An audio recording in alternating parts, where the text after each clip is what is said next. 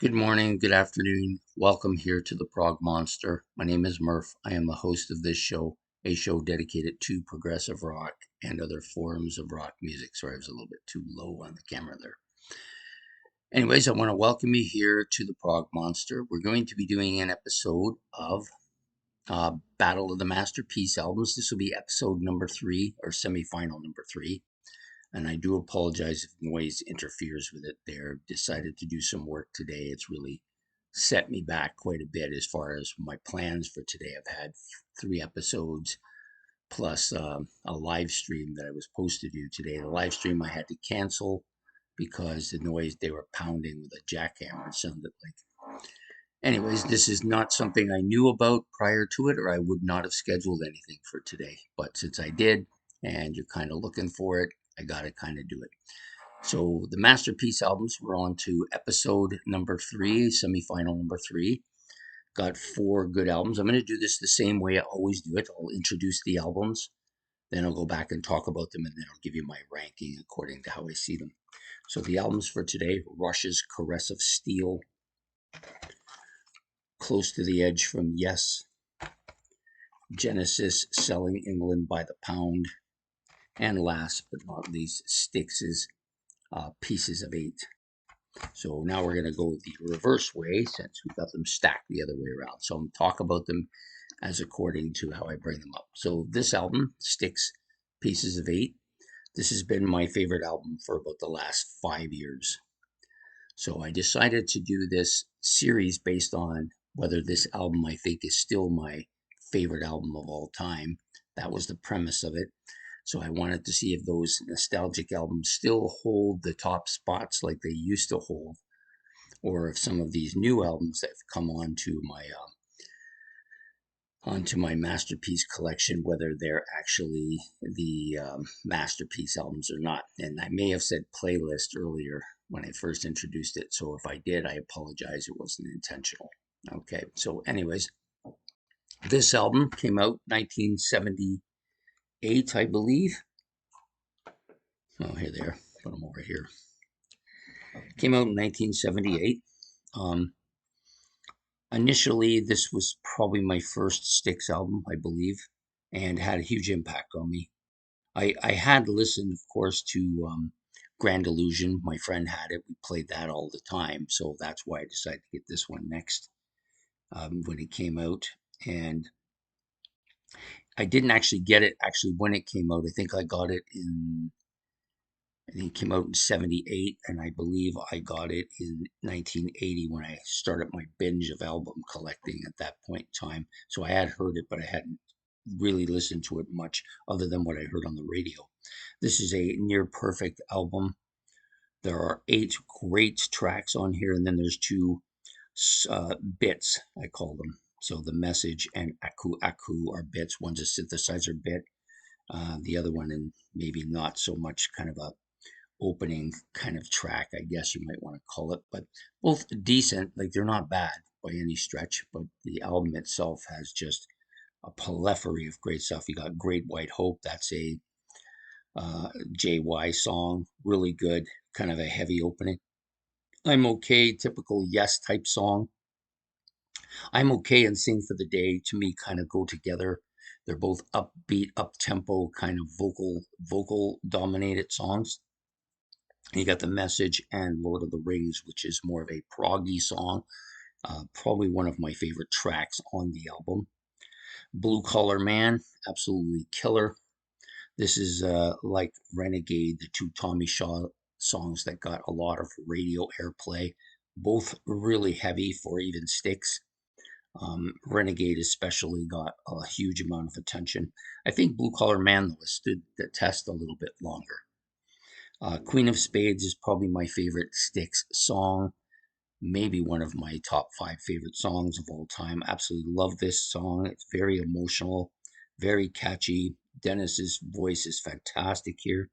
Then you got Pieces of Eight, which is to me like Lord of the Rings, the other kind of proggy song. I mean, not a lot of these are proggy, but those 2 are the most proggy to me. And then it ends off with Aku Aku, which is kind of a synthesizer part. But the reason I love this album so much is it's It's got so many great songs and so many great vocals. It's clear sounding. It's got prog on it. It's hard rock. It's got all the elements that I love in music the most. And that's why I think it's probably been my favorite album for the last 5 years. Next up, Genesis, Selling England by the Pound. So this album really came on, as did all of the Genesis albums, each one taking a little bit more higher. Sorry, the guy's drilling again. I apologize for that. I can't do anything about it. Um, Dancing in the Moonlit Night. Uh, really great opening to this album. Fantastic song. I Know What I Like in Your Wardrobe. This has been long been one of my favorite deep cut Genesis songs that I love. First of Fifth, of course, everybody knows how good that song is. More Fool Me, maybe the only track here on this album that I don't like. I don't really care for this song. It's never really done anything for me. But then you get into the Battle of Epping Forest, which is one of the great lengthy tracks that Genesis did. For a long time, I really like this. It's always been in the top 2 or 3 favorite tracks on this album. It's one of my favorite Genesis tracks altogether, and really strengthens and gives a backbone to this album, in my opinion. After the Ordeal, kind of a interesting, quirky thing. And then we get to Cinema Show, which is probably my favorite Genesis track. Overall, it's continued to grow and it's kind of taken over that #1 spot. So this album is, to me, a fantastic album. It's got something growing on here. Anyways, Genesis, Trick of the Tail. Sorry, I'm saying Trick of the Tail. Selling England by the Pound from 1973. Next one up is No Mystery to Anybody, Close to the Edge. Probably my favorite Yes album. Maybe the best prog album ever released. Only 3 tracks on here, but all 3 of them are in my top 10 Yes songs of all time. I do kind of like this cover, but I think it's because it's kind of mystic. And also, I've gotten used to the color of it. Very different than a lot of other Yes stuff, but really good. All 3 tracks are absolutely killer. Close to the Edge, probably one of my favorite musical tracks of all time. The album was about third or fourth in my list of favorite albums of all time, and has done very well even in this tournament. The only thing about it is that upon the second or third listening to it, I was getting a little bit burned out again, as I have with this album over time. Oh man, this guy just won't stop with his drill. Anyways, 1972 released Close to the Edge from Yes. And the last one up is, this one is kind of a blue gray color. Rush's Caress of Steel with the gold, almost um, I would call it almost medieval in its look and appearance. Very Lord of the Ringish in a lot of ways. Love all the tracks on here, and maybe I think I'm going bald. Really, I didn't sit well with me, as you might imagine. But Bastille Day, absolutely one of the best of the riffed kind of songs that Alex Lifeson's known for. Very different sounding riffs than a lot of other rock stars, but fantastic here. Bastille Day opens it up. Then you got Think I'm Going Bald. It's a track I've never disliked or hate or just kind of been pretty much immune to it. Lakeside Park, probably my favorite Rush song, period. Always like this. I think it's more nostalgic and being able to identify with it and having been to Lakeside Park and knowing where that is and getting a kind of a feel for it. The Necromancer has a little bit of that going on too, because it's a story about Toronto, about Willowdale, about the Don River, that kind of thing. All those things going on here. A bit of a heavier song, more what I would call kind of murky in its ways, dark, foreboding at times, but some great stuff on this as well. And then you got the flip side, which is the epic length side song, The Fountain of Alanmeth. Probably my favorite of their epic side album tracks, even more so than 2112 and Hemispheres. I like this. It's got little bits of different stuff going on here. You got some quieter parts, got some heavier parts, got a couple of really catchy songs like Panacea and Bacchus Plateau, which are both really easy to sing along with tracks. Yeah. So this has been a thick album for me, and it's grown. continue to grow. I don't, for some reason, don't seem to ever get bored of this album, and makes it a strong contender here, despite the fact that it's never been a top 10 album for me. But it's here making its comeback now. So that's it for the breakdown of the albums, and I do again once apologize for the noise. Trying to get this in here. Might be difficult to do. We're going to try. So in the rankings, just got to put them in the way in which I see them today. This is probably going to be a little bit of a surprise for some of you. It's hard to rate these albums from 4 to number 1, which is what I'm going to do now, because to me, they're all top shelf albums. This is probably my second or maybe my favorite Genesis album.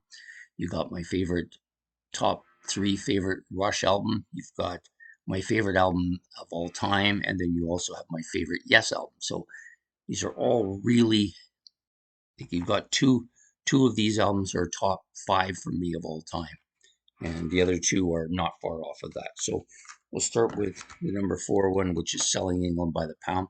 Yes, I love this album. It's great. Kind of a little bit burned out now, and that probably hurt it a bit here. Put it in the 4th spot, but it still scored very well. Just the other albums scored better. That's all there is.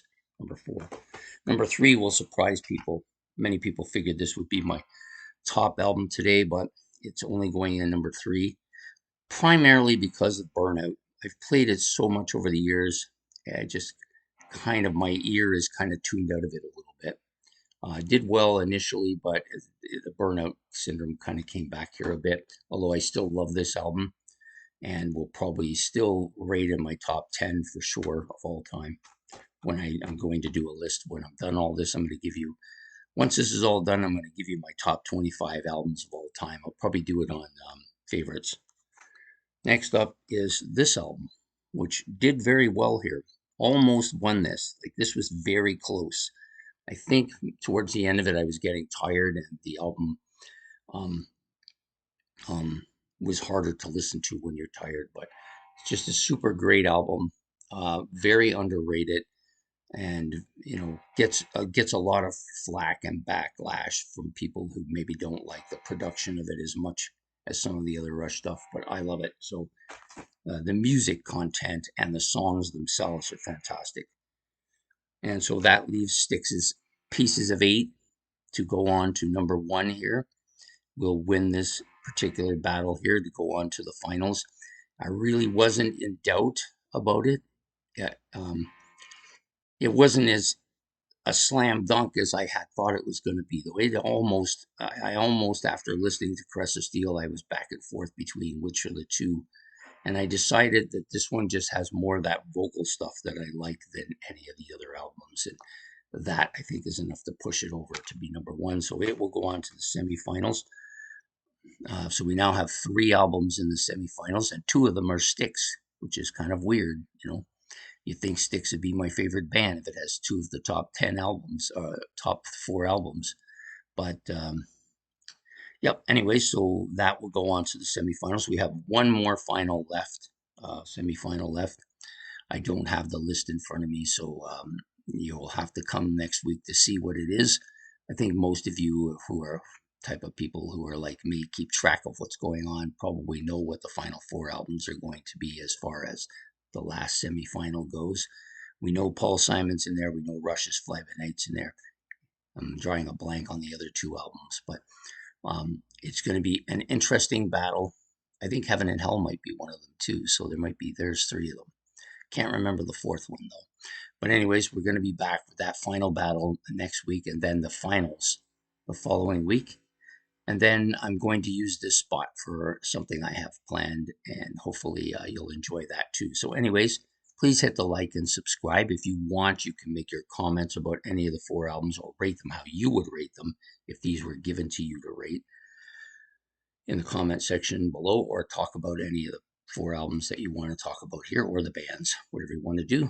Anyways, I hope you've enjoyed this. Please hit the like and subscribe, and we will see you next Saturday for the final semifinal number 4 of the Battle of the Masterpiece albums. So take care, have yourself a good one, and goodbye.